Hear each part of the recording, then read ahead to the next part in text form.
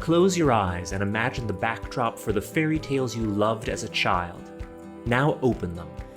If you're standing on the shores of Lake Bled, Slovenia, seeing the church-topped island and the castle-topped cliff, then you're already there. Is this the most beautiful place on Earth? I certainly think so, and I'm not alone. Millions of visitors have marveled at the fairy tale perfection of Bled, Slovenia. This podcast brings you the wonders of Bled, its people, places, foods, history, and experiences. Everything you need for a perfect holiday. I'm your host, Noah Charney, and this is the Bled Podcast. Is this the most beautiful place on Earth? Let's begin. Anze Kopitar and his wife Ines have been trying to schedule an interview with me, but winning keeps getting in the way. Kopitar is the star of the Los Angeles Kings NHL team and has been for more than a decade. First, they made the playoffs, then they kept winning in the playoffs this season. We decided to wait until after the season for the interview, but I've got to file this manuscript so it can get published in time. Good thing we finally caught up. Kopitar is widely regarded as one of the top centers in professional hockey, and certainly a future Hall of Famer. He was born in Jesenice, but has built a house in Bled and feels like a Blades, as well as a Los Angeles. Kopitar has spent his entire NHL career with the Kings, after having been selected by them in the first round of the 2005 entry draft. Throughout his career, Kopitar has been known for his exceptional two-way play, strong defensive skills, and offensive production. He has consistently been among the league's leading scorers, and is also known for his ability to control the game both offensively and defensively. Kopitar has won numerous awards and accolades, including the Frank J. Selke Trophy for the NHL's Best Defensive Forward and the Lady Byng Memorial Trophy for sportsmanship and gentlemanly conduct.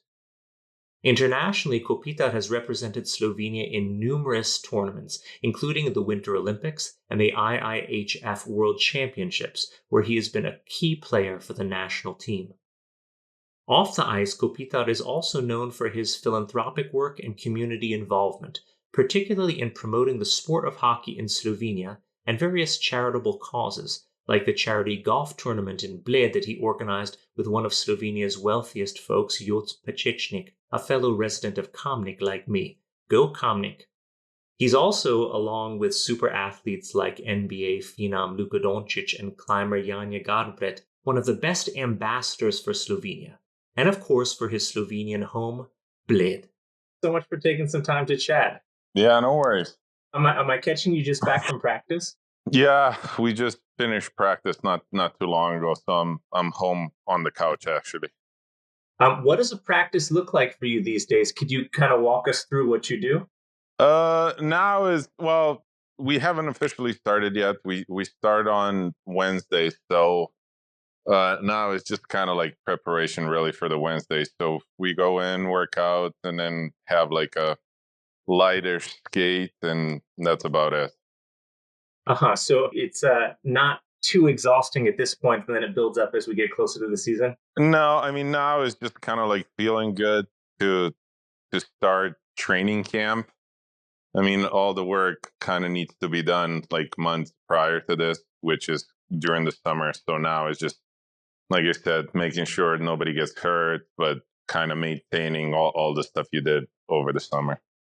So do you give yourself a chance to like totally veg out and eat otsvirki and all sorts of bad stuff, or do you have to be good the whole year round? I can do it for about 2 weeks after the season, but then I kind of wheel it back in and start kind of getting ready for the next season.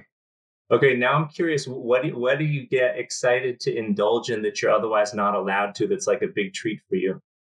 I mean, it's at this point of my life, I've done this enough, and I'm on the old side of things, so I don't have to watch too much. I know, the quantities of it, how much I can do, so I don't have to stay away too much of all of my, I guess, bad habits. Is there a favorite Slovene dish that you would recommend to anyone who comes to Slovenia they must try? I mean, I like Strukli, right? because you can go both ways. You can eat them as like a side dish or eat them as a dessert. So putita is a big one for me too. So yeah, I mean, but we don't make it too often. But when we do, I make sure I dip into it. I got into eating on Easter, making like a sandwich out of the ham and the horseradish and Yeah, this hard-boiled eggs, and using potitas instead of bread. yeah, that's a good one too. That's something to look forward. So, this podcast is promoting Bled tourism. So, I'm going to try to limit my ice hockey and food related questions. But I'm interested in you announced that you're planning to move back to Slovenia, specifically to Bled, once you retire. And I'm just curious what went into that decision for you. Well, me and my I guess girlfriend at the time, we bought our little place in Bled, and we just kind of fell in love with it. How cozy it was, how small it was, how friendly everybody is there. And now we've lived there. Obviously, things have changed. We've gotten married. We had a couple kids, and we still enjoy it just as much. So, and it's one of the, I guess, the nicest towns in the country too, to Hmm. where you have the lake is right there, obviously. Like I said, the town is not too big, which I'm a big fan of.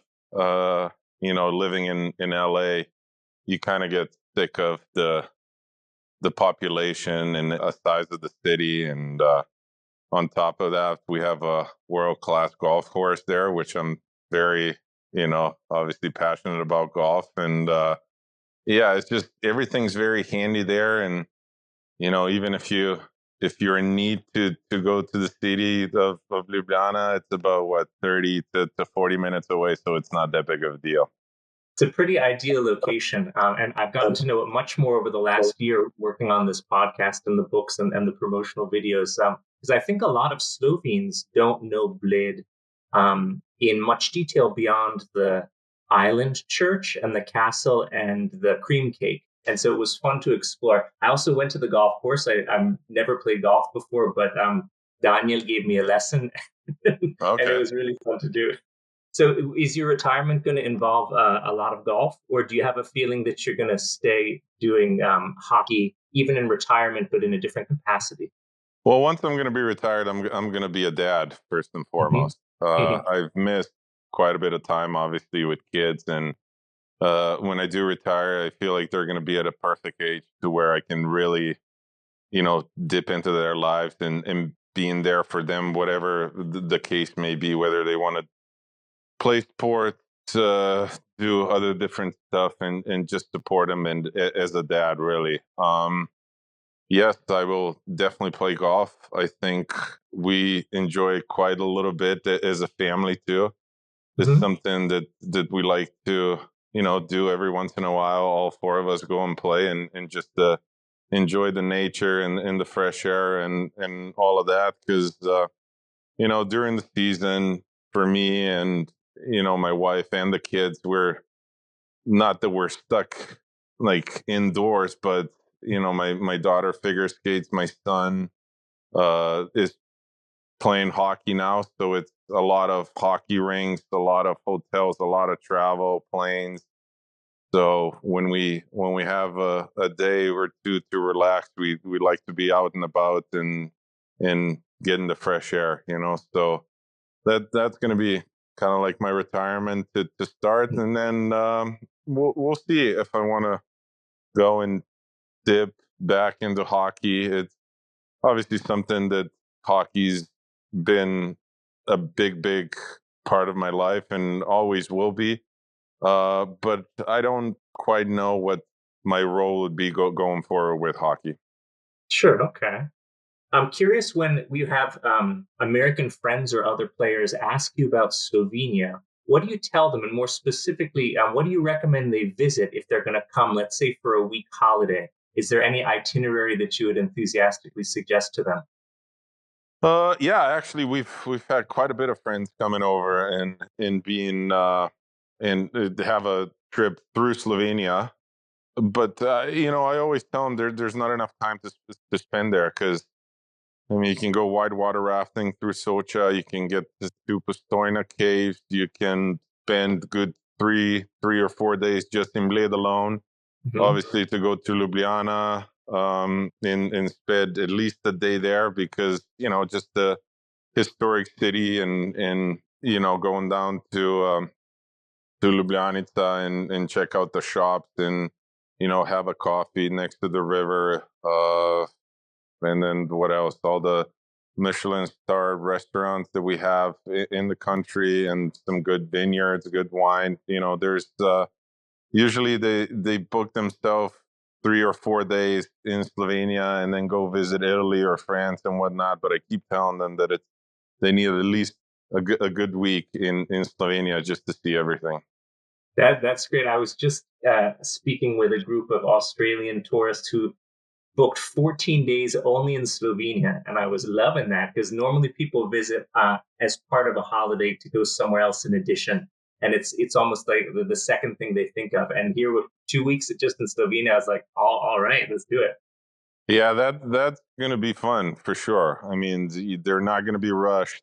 Um, don't know obviously where they're going to stay, but Slovenia is so small that you can do day trips too, Yeah. which is even better. So you can be stationed somewhere, and take the trips daily, and just kind of go from there. I want to give Jesenice, your hometown, some love because it has a reputation as being not the most attractive to tourists. But when I visited and I climbed Golica Mountain, I loved it. And I think the reputation is a bit unfair and outdated. And I wanted to ask, what do you like to do when you're back in Jesenice? Well, Jesenice is always going to have a special place in my heart for sure, since I started playing hockey there. So yeah, I mean the mountains all around in region of Gorenska, really, it's that's the real beauty of it too. Jesenice is a town not very famous, but still very cozy. It's a workers city, which has its pros and cons, obviously. With the big steel factory that went on for years and years, now it's obviously a lot smaller. And I think even as a town, it's getting a lot better, getting nicer. The infrastructure is getting better, so I'm sure it's only going to grow. So we talked about where you would recommend to say American friends or other players when they come to Slovenia generally. But I had this vision that a Kopi fan would want to come to Slovenia and basically visit places that you frequented or favorite restaurants or locations of yours. And if you could imagine a family of Kings fans coming to Slovenia, where should they go if they wanted to see your Slovenia, particularly Jesenice and Bled? Yeah, I mean they have to go to Kranjska Gora for sure. Hmm. Um, Most of the time they'd probably spend in Bled. They'd have to go check out the rink that I grew up playing in. Our little village, obviously Hrušica, that I spent majority of my childhood too.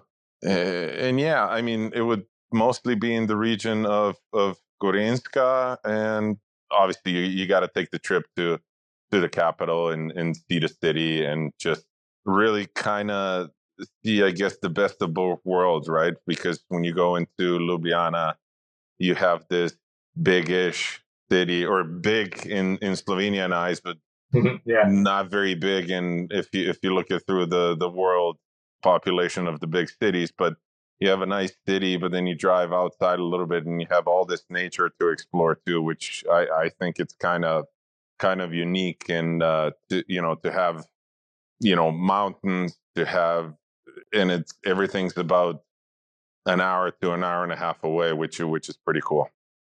Um, I've seen videos of this, but I was wondering if you could tell us, since this is an audio interview, about the first time you won the Stanley Cup in 2012 and you brought the cup to Lake Bled and there was a huge turnout. Could you just tell us a little bit about what that moment was like? Yeah, well, the first time I brought it was kind of like we had a rally in my home village, Hrušica, Hmm. and the turnout was unbelievable. There was thousands and thousands of people, which might not sound big, but for our little village was huge. So and I think everybody enjoyed it probably just as much me and my family did, and we had a great couple of days, and I'm sure everybody was very excited to see the actual cup, and it was kind of, I guess, showing of my appreciation for for all the fans waking up at 3, 4 in the morning and watching our games. That's a thing that's good to mention, because when we are fans of Slovenian players in North America, I'm thinking of you and Doncic in particular. We got to stay up all hours to watch your games live, and that's a level of commitment that is above and beyond what most casual fans do when a game starts at 7:30 in the evening. Yeah, I mean, yeah, at 100%. I mean, I've been on I guess back home already when the playoffs were still going on, and to wake up at 3 in the morning, which is literally in the middle of the night, it's hard, because then it's hard to go back. It's hard to go back to bed, and or it's hard to go to bed early enough to where you can last pretty much the whole day after that. So it's very hard to get up, and it is. It's just like you said. It's a big commitment to it. I'm interested in how you chose Bled for your summer hockey academy, because Bled isn't particularly known for hockey. Most people don't know about the Ledina Dvorana, that there's a hockey rink just beside the lake. But what made you choose it for your events for the young hockey players? First and foremost, our hockey academy is obviously, yes, it's a hockey academy, and you want to give all the opportunities to kids to grow and develop and all that stuff. But very close second part of our academy is just coming there, enjoy Blade, have fun, meet new people, create new connections and whatnot. And I don't think there's a better city in Slovenia than Bled in that regard, because if you're kind of stationed at the hockey rink, I mean, what, 5 minutes away there's a lake. 10 minutes away you got that tobogganing on Straja. You can Mhm. go check out the castle. You can the elementary school is right there, so you can go to that playground. So everything is very handy, and the fact that all the kids and us coaches can just walk from point A to point B to point C is just makes it so much easier and a lot more enjoyable than sitting on the bus for 15 to 20 minutes or half hour. And yeah, it's just the conveniency of it is great. Sure. So I have a couple of hockey questions for you. I was just watching, someone made a compilation video of your 10 best goals and assists. And my favorite ones are this kind of alley oop pass you do that's an assist where you're like lobbing the puck, which doesn't look like a hockey move at all. I was curious, is that something that you practice, or is that totally improv? Because you've done it a number of times very successfully.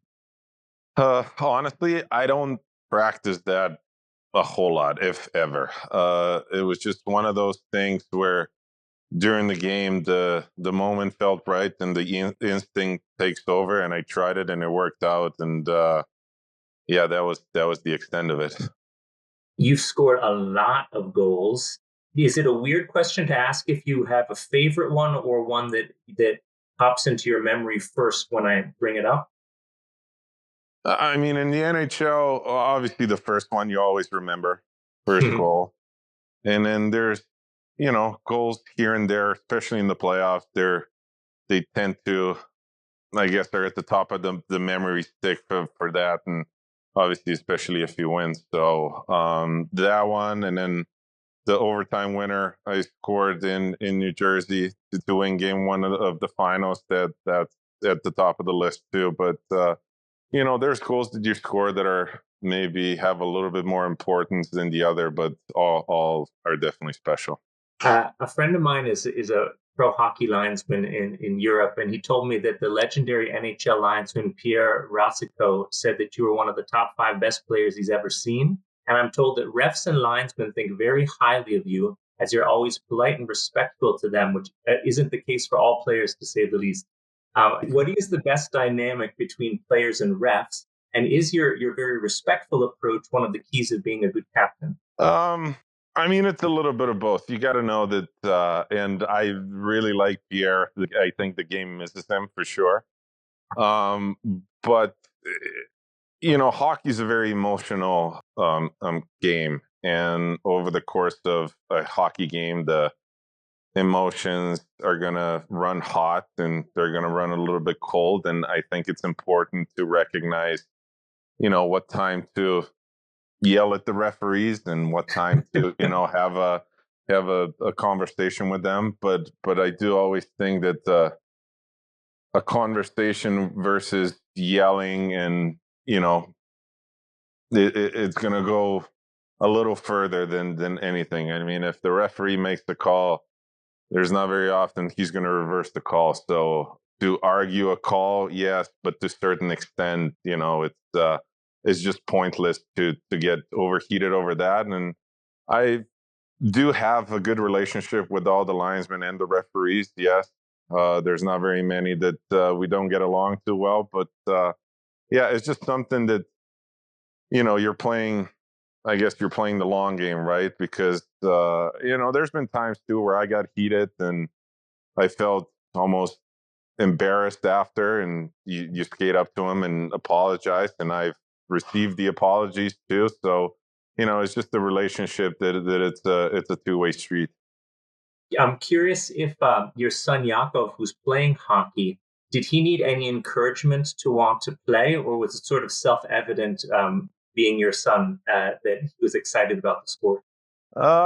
No, I mean, I think obviously he grew up in this environment, and it's kind of like the thing that I did with my dad when he was playing hockey. I thought that was the best thing ever. So Hmm. I started playing, and it obviously turned out pretty well for me. And Hmm. now Jakob, he's going to be 8 years old in a couple of weeks, and he's enjoying hockey, and that's all I can ask for. I'm not going to be a hockey dad to where he pushes his son to play just because I played. I Hmm. will support him, and as long as he enjoyed it, I believe he's going to keep playing it. For young listeners out there, who are hockey players themselves, any sort of tips you'd give people when they're starting it at such a young age that they can be doing to optimize their training? The first and foremost is you have to have fun. That's about the only thing. I very rarely, if any any point of my career, looked at hockey as my job. Really, I wake up and live and breathe hockey, and I'm very thankful for my family to obviously to give me that opportunity and to be in the trenches with me with this, because life of a hockey player probably looks great on the outside.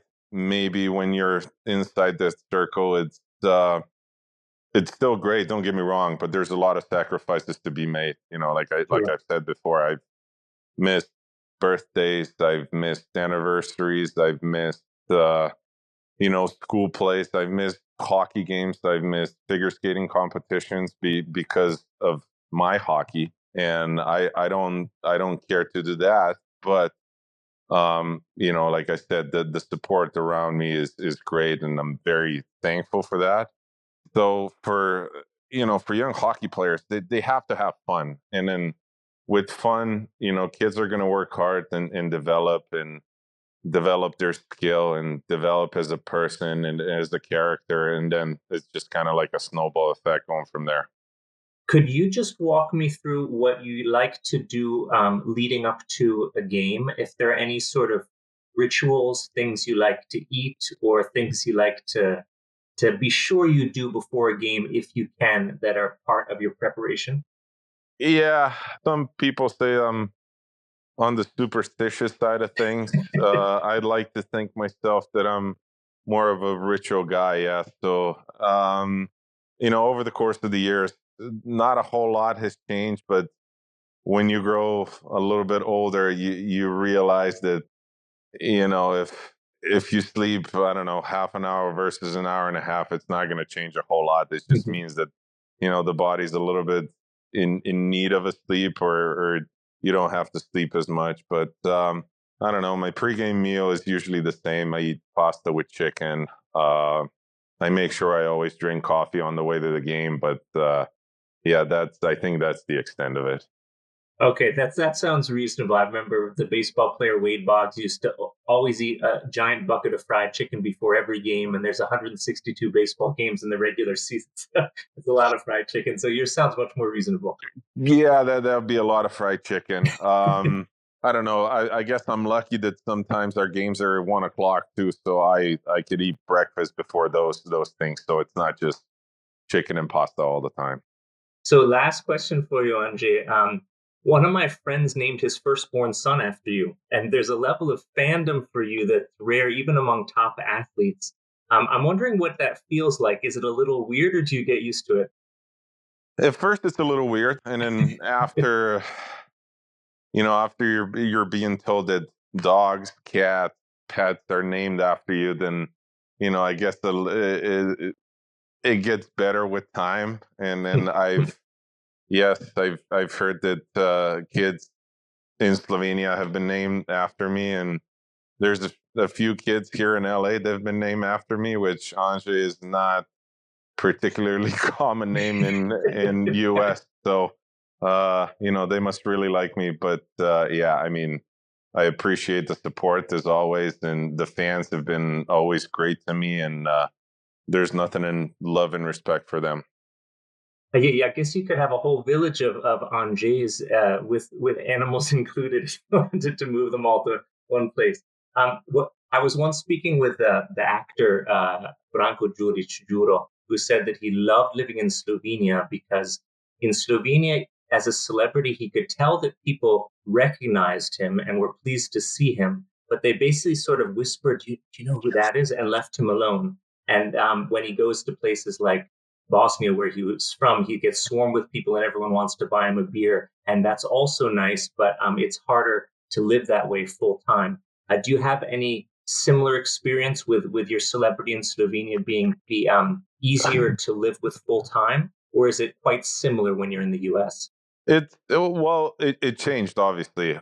Me and my wife, we've lived in Bled since 2012, which Mhm. was the first time we won the Stanley Cup. So when we came back, it was quite a bit of obviously not a shock, but it was